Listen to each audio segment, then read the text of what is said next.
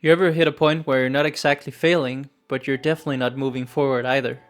Like you're crossing things off your to-do list, but still somehow feel behind.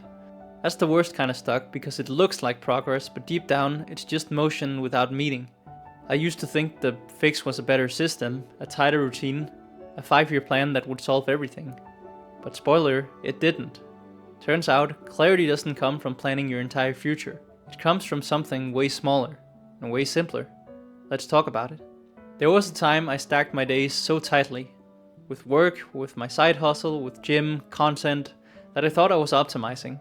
But in reality, I was never resting long enough to reflect. I'd hit my goals and feel absolutely nothing. No celebration, no peace, just a quick glance at the next milestone. Progress on my goals had become my own punishment, and I couldn't tell if I was building something meaningful or I was just avoiding the stillness and my insecurities. Everything starts with mindset. Your mind is the soil. But if that soil is cracked, overworked and dry, you won't grow, you'll just burn. And chronic stress literally strings parts of your brain responsible for long-term thinking and decision making. Meaning, that's not a lack of motivation, that's being maxed out.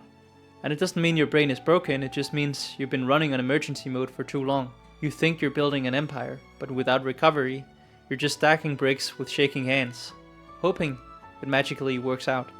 If we have a look at nature, it doesn't bloom forever, it also rests. And even Pokemon need turns to recover. You can't use Hyper Beam every round without recharge. And yet, we act like rest is weakness. Let me say this clearly, you don't need to earn rest. You rest because you're human. You grow muscle in rest, not while lifting, and you gain clarity in pause, not while sprinting. Rest is strategy. Period. A lot of us, we set goals like finish this course, build the brand, be more productive, but we've got the infrastructure. The water, the sleep, the support, as well as the boundaries, joy, and the stillness. You're trying to evolve without a Pokemon Center. That's not discipline, that's adrenaline. And adrenaline will always burn you out over a long period of time. So you don't really need a 5-year plan, you just need a support plan. What's the alternative, you might ask? It's 3 S's. It's simple, it's sustainable, and it's steps. It's not rebuild your life this weekend. It's just do the one thing that's been on your mind. Progress so small that it feels like nothing. But done consistently, it changes everything. Try the 1% rule. Learn one new concept, message one mentor, and finish one 20-minute task. It isn't glamorous, but it builds, and that's what makes big changes over time. And here's the kicker, most of us think winning means achieving, performing and getting results. But the truth is, winning is about sustainability.